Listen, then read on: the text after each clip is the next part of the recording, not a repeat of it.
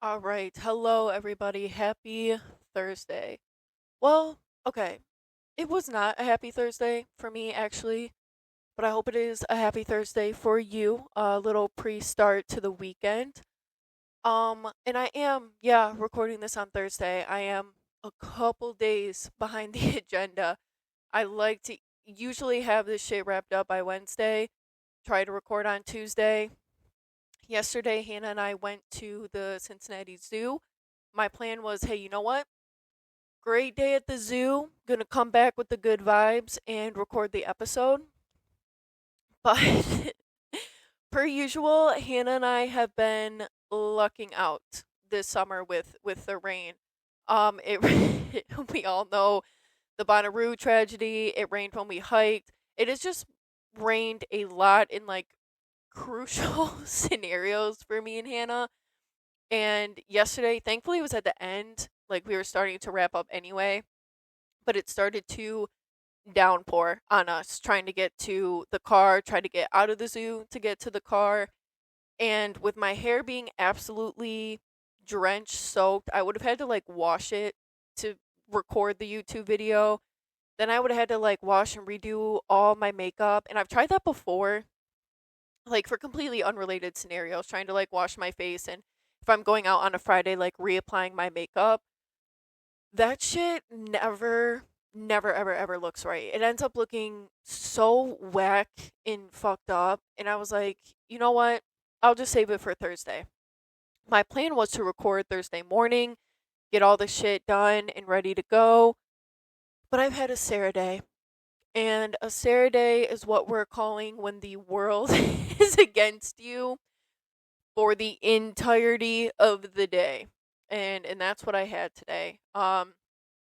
Just some bad news that came through. Some things that are happening. Sally Mae and Lone Wise that are just not in my favor per usual. Per usual, my existence likes to make me live a life that is 20 times harder than it should be. And on top of everything, I'm like a pressure cooker right now. I feel like any given moment I am just going to explode. And I will tell you, the Jehovah's Witnesses that have been knocking on my door a lot recently, my explosion moment is going to happen to you if you do not leave me alone. St- I'm I'm not going to church with you.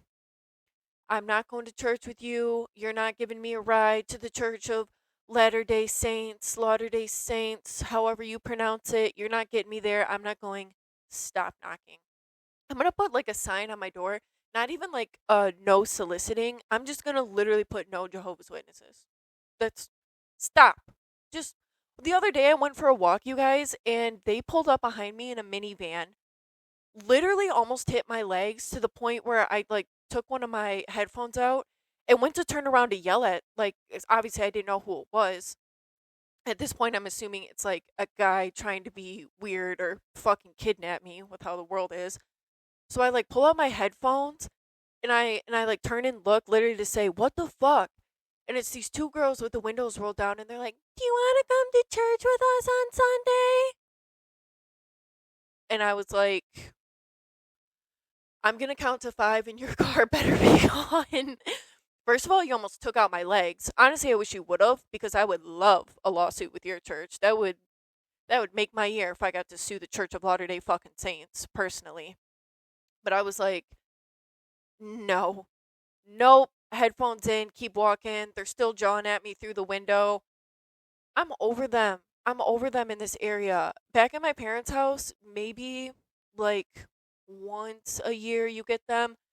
I've lived here for 8 months and I've experienced it like bare minimum 15 times now. Leave me alone. Leave me alone in my little apartment to do what I need to do. Okay? Just let it be. Anyway, like I said, despite my per usual horror stories, I hope that you guys had a great week, had a great weekend last weekend. This weekend, I will be going home.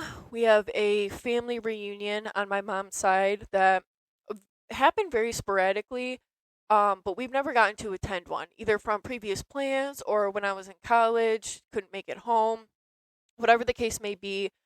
But they live on a beautiful property with a huge pond. And it's always nice to see them because it's my grandpa's family, so my mom's dad. And he passed away when I was young, and one of my absolute favorite people in the entire world. Every day I wish he was still here with us. I know he would greatly help me with everything that I was going through right now. I would love it if he was still here. So it's super nice to get to see that side of the family because we don't all live close. We live kind of all sporadically throughout the area. And it's not like a typical family we see on holidays and things like that. So I'm excited to get to go. I'm excited to eat some really good food, get to float on a raft in the pond, talk with everyone, drink with everyone, and just have a good Saturday while I'm home. With that being said, with me being in a pressure cooker situation right now, I thought this would be a good episode to talk about medication because I am a huge, huge advocate for medication. Obviously, when it is taken correctly and for something you are prescribed for. I'm not saying I'm a pill advocate, I'm a medication advocate for mental health because I know the help that it has brought me. Um, I know the positive effects it has had on my life, and I know a plethora of people that are on medication and how much it helps them. So I kind of wanted to go over that today, specifically because if you have been following along these past couple episodes, you know I am in a budget deficit. And right now, rent, making sure I have a place to live, utilities, making sure I have water and lights to see what I'm doing, and paying off debt collectors from bills not being paid due to unemployment pretty much not only take priority, but are my only things that I can fit into my budget right now, which means seeing a psychiatrist is not in the budget, and neither would be paying for my medication because I take quite the handful concoction in the morning to even semi behave like a normal human. And I kind of just wanted to go over, I guess, what I take, what I like, what I don't like in terms of not medication, but the whole psychiatrist therapy situation in general. Again, just to spread awareness about the effects and the positives and negatives about medication. So, to start, when I first went to see a psychiatrist in college, I was diagnosed with a couple different things. I was diagnosed with depression. We all know that. Anxiety. We all know that. My third one was what they labeled at the time as a severe mood disorder. Now, I'm not claiming to be a doctor. I'm not claiming to be a psychiatrist. I'm not claiming to be the most educated person that you'll ever listen to talking about medication. I'm just giving my thoughts and experiences. I really never got into the huge differences between what severe mood disorder is and depression. But at the time, that's what they diagnosed me on top of the other two. And then I was also given a sleep medication to deal with my insomnia occurrences, which at the time they thought I had insomnia due to activities I was participating in college that were keeping me awake. But I've struggled with my whole life with going to sleep on time. I could stay awake for literally 48 hours. Obviously, I would be crazy and weird and whatever, but like my body literally could do it. Even now, I don't go to bed till 3 a.m., 4 a.m., and I'm still wide awake. I like literally have to put myself in bed, lights off, into a state of mind of like, you have to sleep now. Like, you have to go to sleep. It is 4:30. The sun's going to be here in an hour. You have to lay down. I just have like no internal clock of when to sleep. So for my antidepressants, I was put on Zoloft, and I know to me what it seems like online. people have the biggest discrepancies when it comes to their antidepressants. It seems like antidepressants play a humongous role in whether people decide to pursue medication or not. Because oftentimes people don't. Oftentimes, antidepressants are like what gets prescribed to you first as you continue on your treatments and are trying to figure out, what actually is going on. And that is because, unfortunately, brains are weird and brains are complicated. And you don't just sit down one day and they say, this is what you have. This is what's going to fix you forever. Good fucking job. Here we go. Like, it's so much more complex than that. And unfortunately, medication and diagnoses and things like that are trial and error. So I do encourage you, if you were prescribed antidepressants and it made you feel off, it made you feel weird, it made you feel emotionless, it made you feel different, to make sure that you are documenting all those things and that you keep giving psychiatrists a try and you keep explaining that to them, because there are so many variables. There's specific brands, there's off brand medication, they can adjust your dosage. There's literally hundreds and hundreds of medications that are ingredient off by like 0.0001% that makes them a different medication, and that 0.001% ingredient difference could be the difference between you really enjoying being on medication, having it actually help you, versus you feeling like it's doing nothing or making things worse. Oh, that cracked me up. Okay. Worth. So that would be my antidepressant, I guess, viewpoint for you, just because of the trial and error it takes to get you the right combination of medication and dosages, and just really trying to pinpoint what works best for you. The anti-anxiety medication they gave me was hydroxyzine. Um, I think I just lucked out with the psychiatrist I got, almost kind of nailing it on the head with my medication. Zoloft has been amazing for me to take. Not everyone feels that way about Zoloft because, like I said, antidepressants can be very touchy with what works for you and what doesn't. You have to find the right concoction. And it seems like that one always has difficulties, but for me, Zoloft worked. Hydroxyzine has been amazing. Throughout my psychiatry experience, both of those dosages had to be upped. Again, they're not going to start you off on the highest dose for both of them. There really is quite an adjustment period that your body has to go through when you are prescribed medication. I didn't get prescribed these 3 pills and wake up the next morning, take them, and feel like a whole new bitch. It takes weeks for this medication to kind of set in and adjust what is kind of missing in that chemical imbalance that you are experiencing. The third medication I had was trazodone as a sleep medication. I think that one's very common.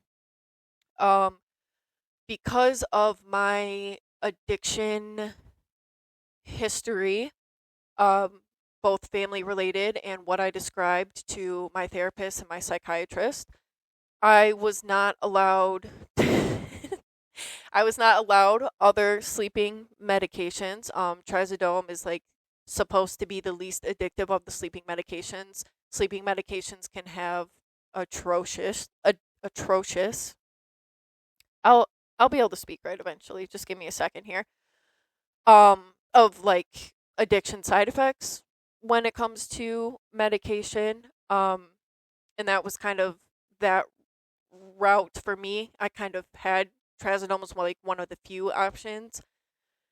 And when I was on an actual sleep schedule taking that, it was like it's a miracle worker. And you may say, "Oh, well, you can just try melatonin or other things like that." Melatonin fucked me up 20 times worse than a prescribed sleeping pill. I'll tell you right now. Melatonin, I have the craziest dreams. I wake up still in like a complete daze. Like I have no idea what's going on, what day it is.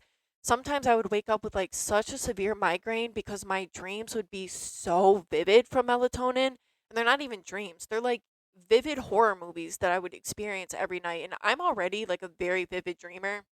I remember every dream when I wake up in detail. I can tell you who was in it, what they said, where the location was. And to have them be nightmares that I vividly remember and are fighting every single night, melatonin was never the answer for me. I hate melatonin. I have a low dose of trazodone, so it just helps my brain be like, okay, sleep time. When I wake up in the morning, I do not feel like that laggy sort of out of it. I'm waking up like normal. Like I love that medication. If you have any insomnia or sleep related issues, I would definitely talk to your psychiatrist about trazodone. Even like I said, starting on a low dose. You don't need 70 milligrams of trazodone to go to sleep, but it's very helpful. Later on, um, talking with my psychiatrist, again with the trial and error, they kind of switched up on me and were like, maybe you don't have a severe mood disorder, maybe you have bipolar disorder.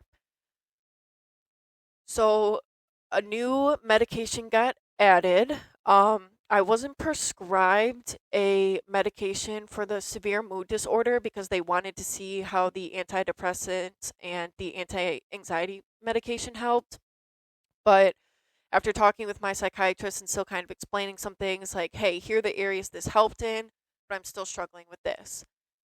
They thought I might have had bipolar disorder. So then I got a really, really low dose of a medication that I cannot pronounce, and I don't have the bottle in front of me to inform me of what it was, but it was a really low dose for that.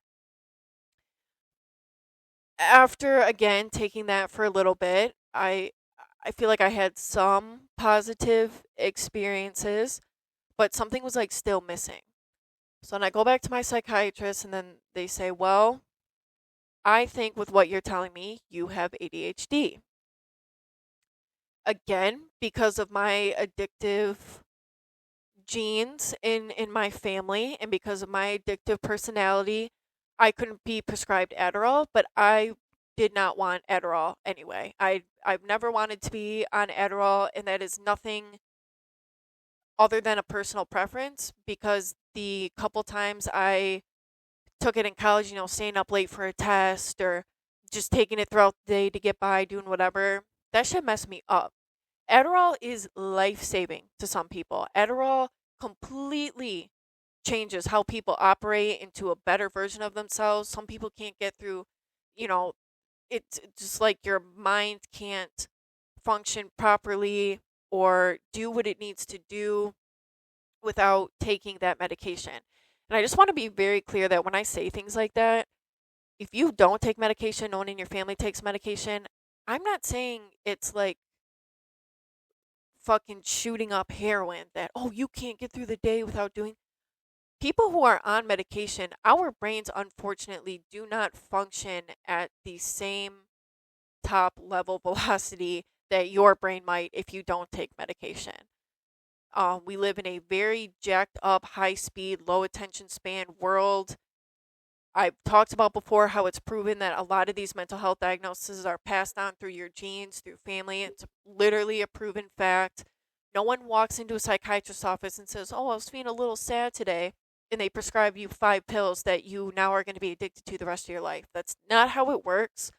So if you in your mind believe that that's how it works because you are team big pharma's ruining the world with all these prescriptions they're giving out. Big pharma's ruining the world by by their pricing, by their how they're making this medication, how they're distributing this medication, in combination with our healthcare system.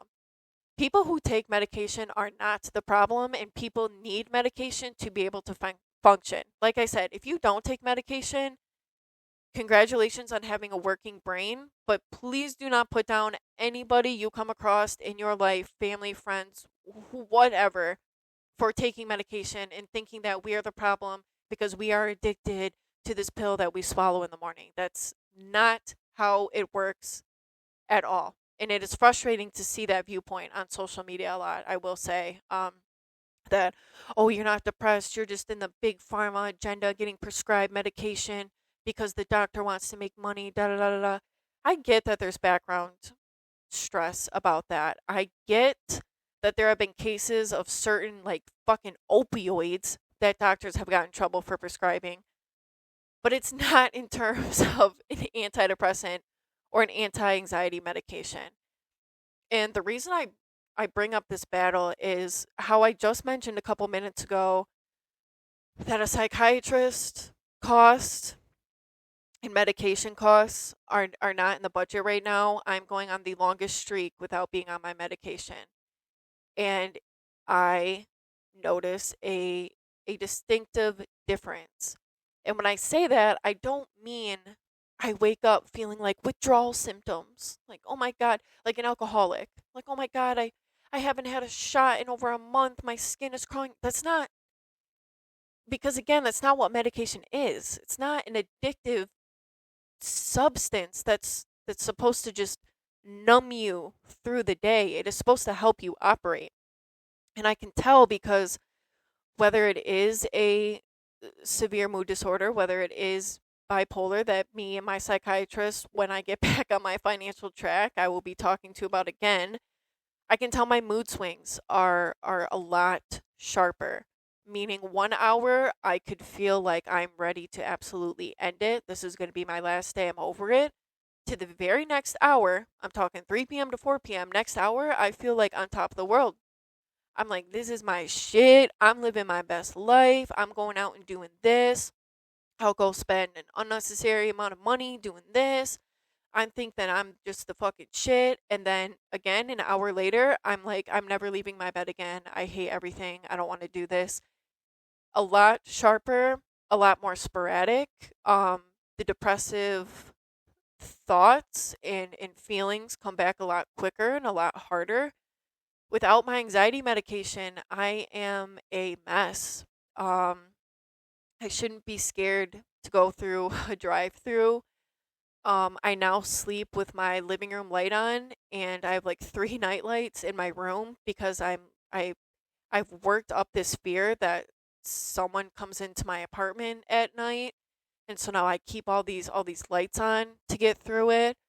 I get fearful driving around to anywhere, and not because of my car problems. It's these fake scenarios that my anxiety makes me think are so real that it's like there's no other way to look at it. Like, oh my God, brain, you are right. This absolutely is going to happen. If I drive down the road, the world's going to end. Now I can't do it. And it is exhausting battling these anxiety, depressive, mood swing demons that I got going on. And that is just I don't want to say like proof, but that is my story and how I know medication works. Being off medication again is not an addictive substance. I'm not crippling. I'm not in cold sweats. I'm not completely deliberated by not having medication like an addictive substance would be. But I can absolutely tell the difference of being off my medication for quite some time now um, versus taking it. I'm very thankful that I've had years and years of therapy. I've been with my psychiatrist for multiple years, and I feel like I have a handle on at least how to navigate these emotions that I'm feeling while not being on medication, at least enough to get me through to see the psychiatrist again. But yeah, it's absolutely not fun. I can't wait to go back to getting and needing the help that I will receive. I personally think after the last time I spoke with my therapist, one of the reasons my psychiatrist brought up bipolar and ADHD is he thinks there's an umbrella reason of why I am experiencing all these things. He doesn't personally think I have five separate things wrong with me that I have to take a handful of pills for every morning.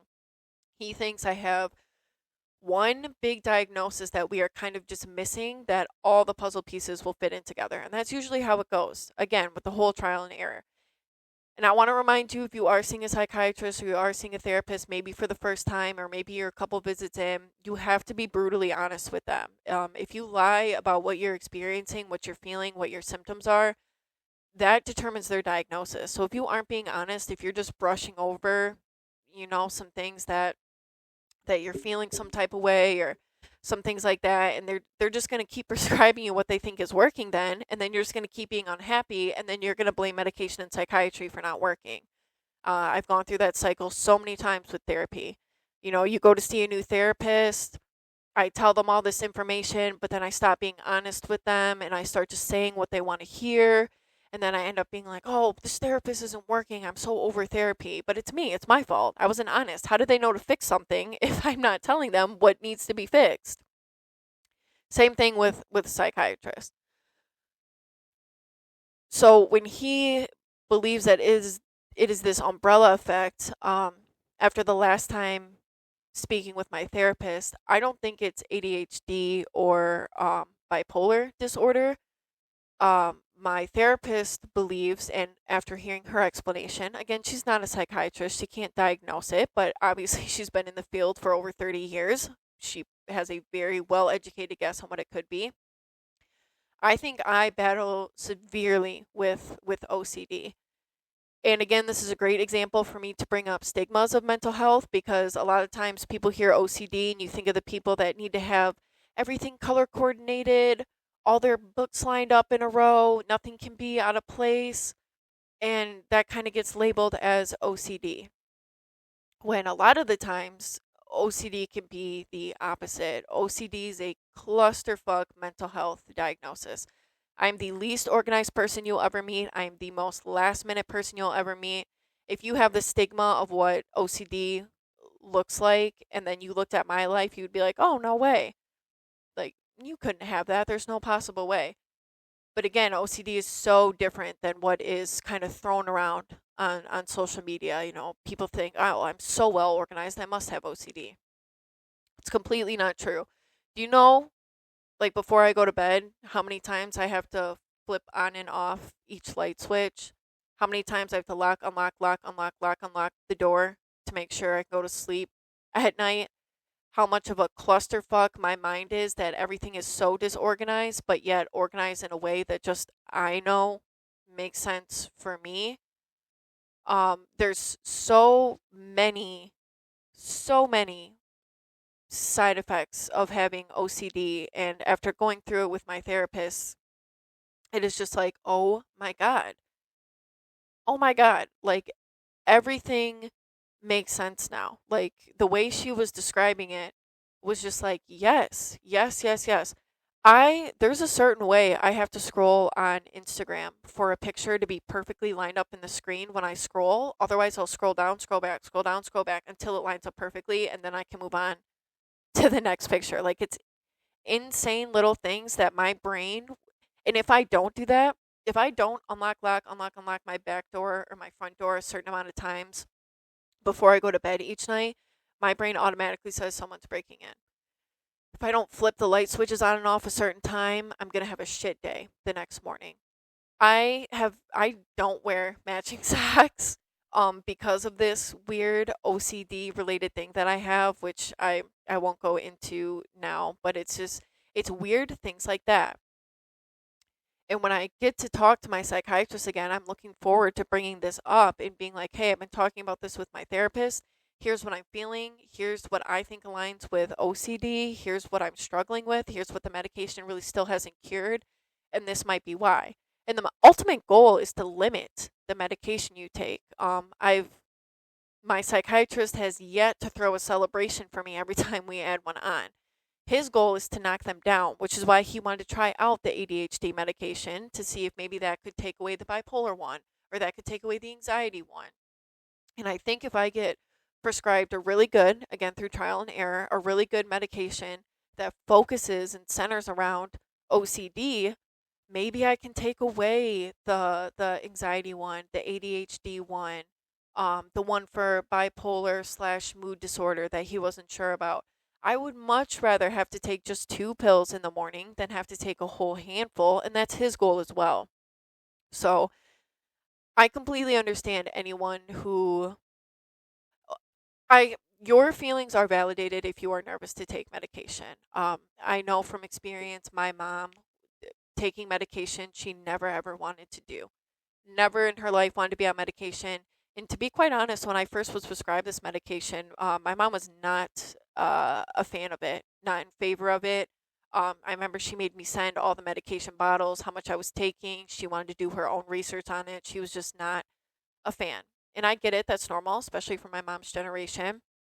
Um, but my mom recently started, I would say the last year or two, really focusing on her mental health and what she has done with her mental health and decided to take a medication on of her own has made all the difference. Um, and she loves going to therapy now. She loves doing things like that. And I think it's helped a lot. Not only her, but it's helped both her and I, like our relationship together.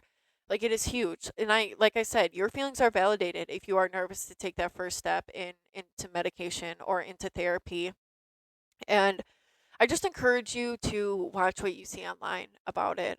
Please don't fall into the traps of this medication is so addicting, and these doctors just want you to pay out the ass for these prescriptions. Don't fall into the trap that you're going to be on a quote addictive substance for the rest of your life, just like how big pharma wants. Ha ha ha. Don't don't play into that at all. Really do your own research. About the place you're going to see a psychiatrist at. Ask as many questions as you want. That's what they're literally fucking there for. You can see a psychiatrist, talk to him, see what he'd want to prescribe, and if you don't want to go that route, no one's going to shove the pill down your throat.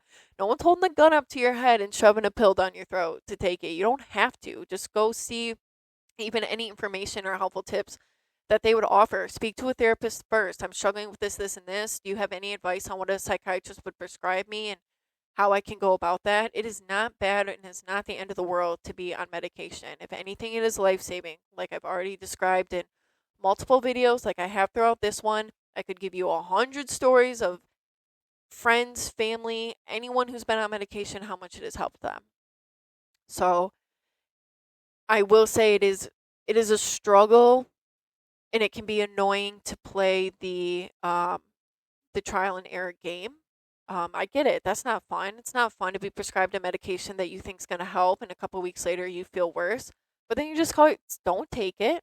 Call your psychiatrist, explain, and who knows, that next one may be life changing for you. It like I said, the brain, feelings, emotions, everything is so complex that do not be discouraged if day one after your psychiatrist appointment, or 2 3 weeks in after you think you're supposed to be feeling these different effects, if it's not going for you, doesn't work right. Like I said, there are hundreds of medications that you can try to switch what you're currently taking, switch the dosage, switch the brand, because brand name versus no name brand even has a difference, even if it's like the same fucking shit. So I wanted to make that PSA episode about my medication experience, and to hopefully encourage you, if you're in the middle of your psychiatrist experiment, to don't give up, to just keep going, keep being honest. That's the most important piece of advice I could give in therapy and psychiatry, is just to be completely transparent and honest about what you're feeling. They're not gonna they're not gonna fucking right hook you in the jaw for saying something. They are literally there to help. That's something I battled for such a long time, because I have an issue with like people being mad, and that's why I would tell my therapist what she wanted to hear, because I thought she would quote get mad. I struggled my first appointment or two with my psychiatrist to be like, oh, but this is fine. I do think it's working. No, I had to be honest. That's why my dosages got up. If you have to be, if you're not honest, they don't know what to fix. Um, but yeah, I'm hoping to get back to get back onto my medication and my psychiatrist grind soon. I miss my man. He's up in Michigan. I got to do some phone calls, or like we do like a Zoom. It's like a whatever that medical website is for Zoom. It's not Zoom, but it's like telemed or something like that, for my appointments, so that I can get prescribed my medication again and talk to him about the OCD thing. I think will be a game changer for me. So hopefully within the next month I can have an update on that for you guys. But just a budget restraints severe budget restraints are holding me back right now. I never would encourage anyone to go off their medication. I would never encourage anybody to stop seeing a psychiatrist or therapist, unless you are in a severe deficit like I am. And then it's understandable, but just keep practicing those things that you've learned in therapy and from your psychiatrist on how to kind of manage those issues, until you can get back into it again, like I am. Also, like I've said before, I'm an open book. If anyone listening to this ever has any questions about mental health therapy, psychiatrist, medication, whatever, my DMs are 100% open for you to contact me at any time. DMs on TikTok, Instagram. You can message me on Snapchat, whatever you feel. I'd be happy to answer them. Again, I'm not claiming to be the most educated person in the world on any of these topics, but I'd be more than happy to give what I've learned, at least my experience, to maybe help make a decision for you. Um, and I would love to do so. I I think after recording this, I'm uploading and having an early night tonight. Like I said, today was rough. I have a goddamn fucking migraine. I'm hitting the hay tonight, and then I'm hitting the road tomorrow to head home to see my family. I hope you all have an amazing weekend. I hope you all have a super safe weekend. I hope you have fun plans to do something, or maybe you just need to relax this weekend. Whatever it is, I am 100% here for. And again, on the topic of mental health, my last note for you is please remember that the world is a better place with you in it. Okay? I love you all so much. Thank you again for listening. Thank you for all the support. Like I said, if you need me for anything, please reach out. And I love you all.